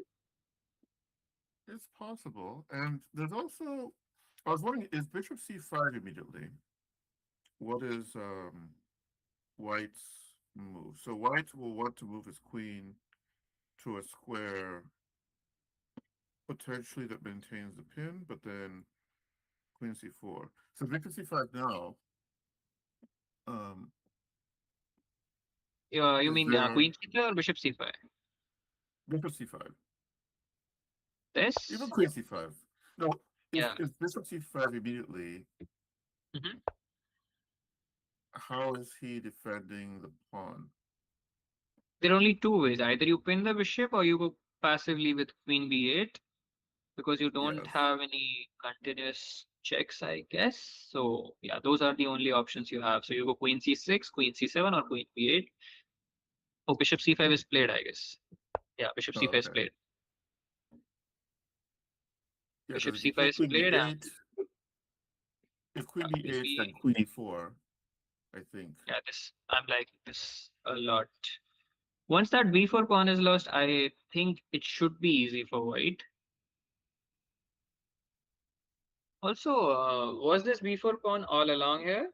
I just want to check it quickly. Yeah, it was. The structure was a5, b4. This was the position we left it on, and queen e2 happened. Some checks happened,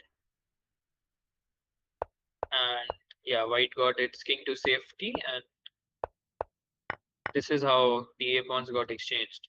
Now, this is what I Oh, don't like about these positions. Like, as black, what black had to do was keep this pawn structure intact. At least black should not touch its pawns. Let white do yes. whatever they want to, and you just keep on holding the position. You don't have to make yourself some play because you need to realize you cannot do anything here. Only white's the one that can win. You need to hold. In order to hold, just keep as many pawns, as many pieces on board as you can. You know, Keep things interesting. there's an old piece of advice that doesn't work here, right? Which is, you know, simple. Okay, if there's a material imbalance, one person is material up going into the end game, then the person who's material up should exchange pieces. The person who's material down should exchange pawns. But it's not ironclad advice because obviously in this position you don't want to exchange pawns as black. You want to keep Uh, things. yeah, especially because your pawns are dark squared. There's a dark squared bishop. It's kind of an exception.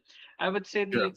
the rule is kind of correct, but it should be counted as an exception for this position because as long as you have a pawn on a5, you don't have to worry about the b4 pawn. And if white wants to target the a5 pawn, it's much harder to target that pawn with the bishop and the queen both.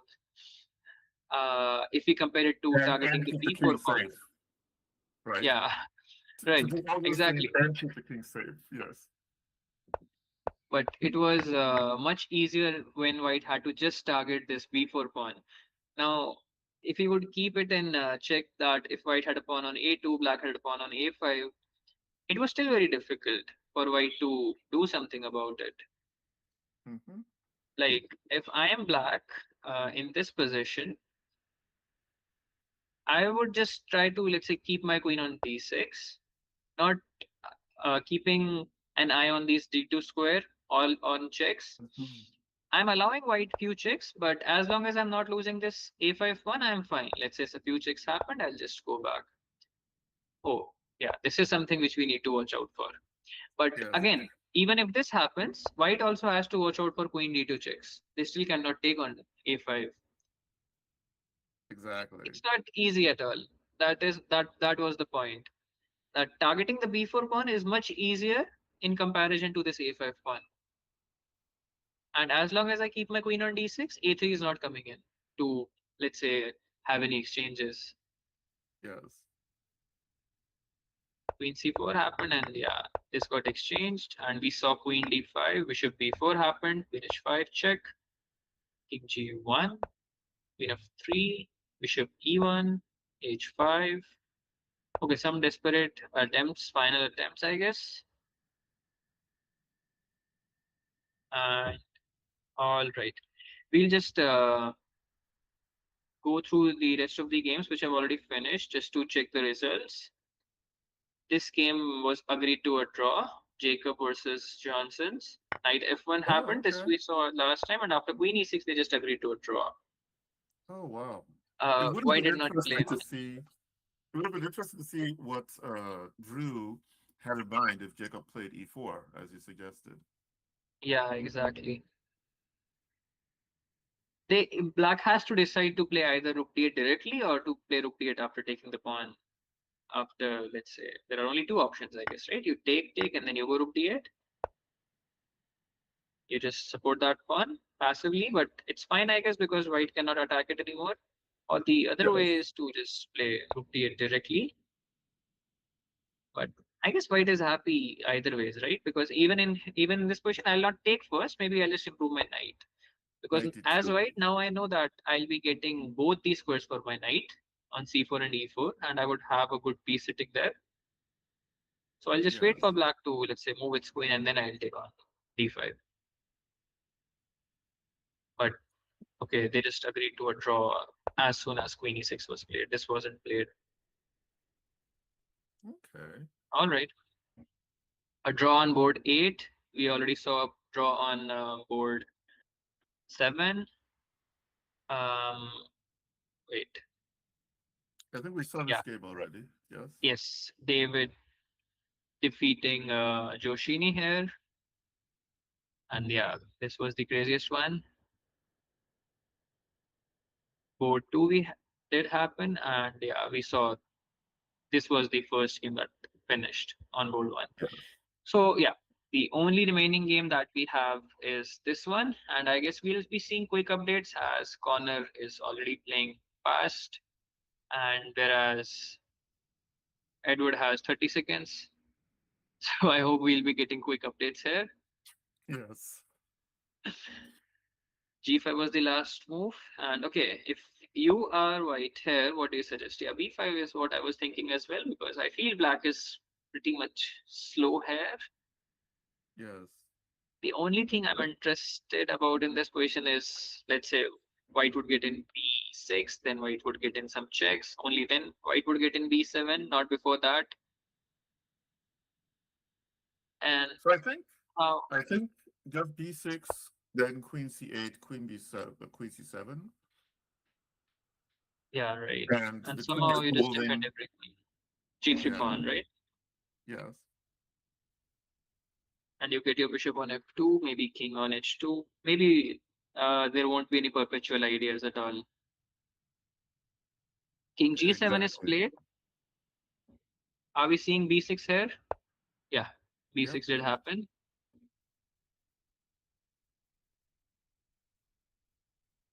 And okay, I did not understand the idea behind king g7. h4, fine. This should be played. This is the only way that black might get something miraculously. G takes h4 is natural, I feel, because this is met by queen g2 now. Uh-huh. Which is So, it's important to point that out because I can imagine people automatically playing bishop takes h4 and then losing their b pawn, right. or at least having that as a potential threat. Okay, actually queen g5, sorry, queen g4 check after bishop h4, queen g4 check. I think. Oh, that Yeah, is but bishop. still queen g2, right? Yes, but still queen g2. So maybe Yeah, it doesn't make much of a difference. Maybe it's all the same thing true. here. Because that is what I'm seeing after h4. Maybe white can just take here. Maximum, there are only two checks that black has here. If queen e3 is played, we always have bishop f2. So we don't have Uh-huh. to worry about it. There are no more checks. You're also defending the b6 pawn at the same time. If queen e g4 check happens, then I guess queen g2 might be should be considerable. Yes. If queen here, okay, the easiest thing that I see is I'll at least we can play something like, okay, queen g3, right? Yeah, just queen g3, maximum few more checks. And this would be the solid structure that white would have. King on h2, a piece on f2, another one on g3, no more checks, and pretty much solid position. And white should Oh, be winning easily. yeah, that would be White, a really nice okay, yeah, white configuration. took on h4. Yeah, So a really nice configuration. All white pieces are on the dark squares. yep, true. And Okay, black played g4 here. Interesting.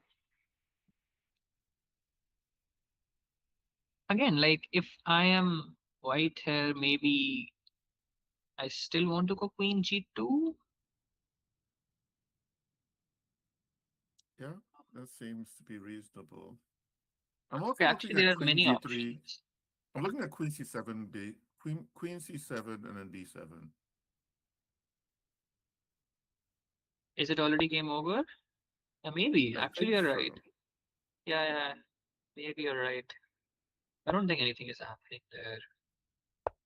There's only one check, so this does not definitely work. This is out of question because we have this. There are no more checks, and I don't think something miraculous is going to happen after anything at all. Yeah, Even after if you think g3, that you would queen have g3. g3 and queen e3, but then g3, you can just take the pawn. Yeah. That's the sad part. I feel it's kind of hopeless. G takes h4, g4 happened, and Connor is still thinking, but I guess he'll go for your variation. Just queen c7, b7, it's a straight finish. I don't think he'll miss it out, Man, and I this wonder game how should this be game over would have soon. gone if. Sorry, sorry. No, No, I was that's thinking, I fine. wonder how the game would have gone if Eddie didn't blunder the knight on e3. Yeah, actually, that is completely to be wondered because the way Black has played the play, the way Eddie has played, it's like it seems if he wouldn't have blundered, it's a never know situation, right? You just don't know what would have Yes, happened yes. because there is another side to this. Because if let's say in that position, we'll just go back few moves. Yeah, in this position, if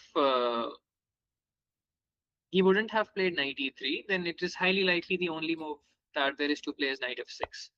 Now, Hmm. again, there is a high possibility that there were no queens on the board. Now, things are way more different if there are no queens on the board, right? Yes, And I don't think we would have seen this much counterplay. It would true. have been more of a technical game.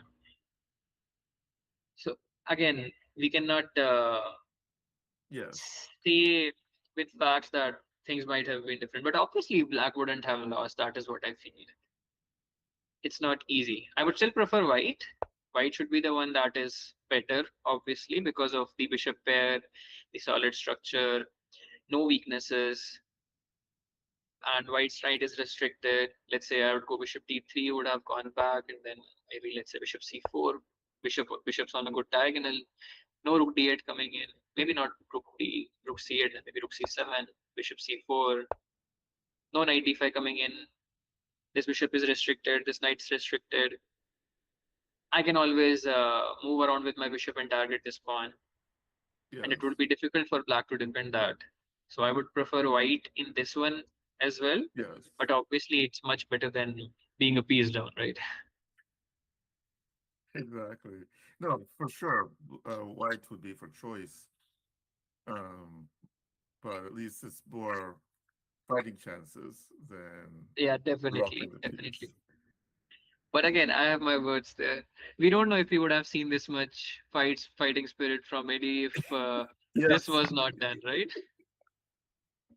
Because good we point. saw a lot of counterplay. Because if someone saw this position and then if we directly made them see, let's say, this position, they would be like, okay, Hmm. something crazy has happened because that position looked like a really solid one, and somehow black managed to uh, make things complicated.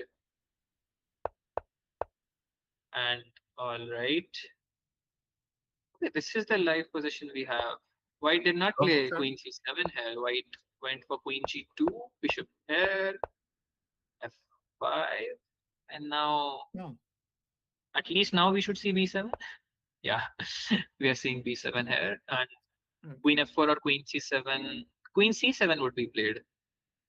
Yeah, this would be played for sure, I guess, because bishop g3 is met by f4.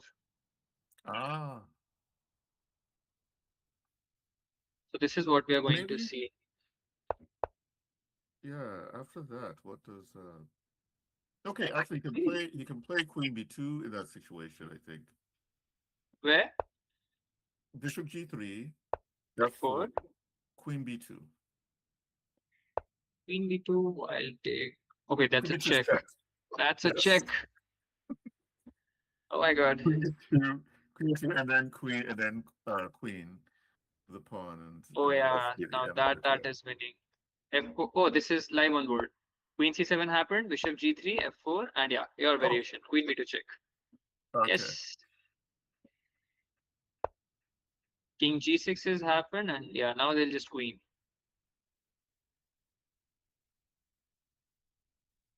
Is there anything remaining? No, I don't think so. No, I don't think so. Oh, actually, there's a mean variation, although I don't think he'll play it. Seeing if there's an Yeah. h5, queen h8, but there's no need for all that. I think just queen should be fine. I don't think there's a mate. If there's a forced mate, then it would make sense. But I don't think there's a forced mate after h5. Okay. It depends. Let's see. I guess this should be easy now. No more complications at all. Yeah, I guess this should be the finishing position. I guess we can take here as well. I don't need to be worried about queen f3, right? Well, maybe there's oh well, yeah, there's no draw because the g3 square is covered, so you can play, yeah, and go back Yeah, and that is what I'm seeing.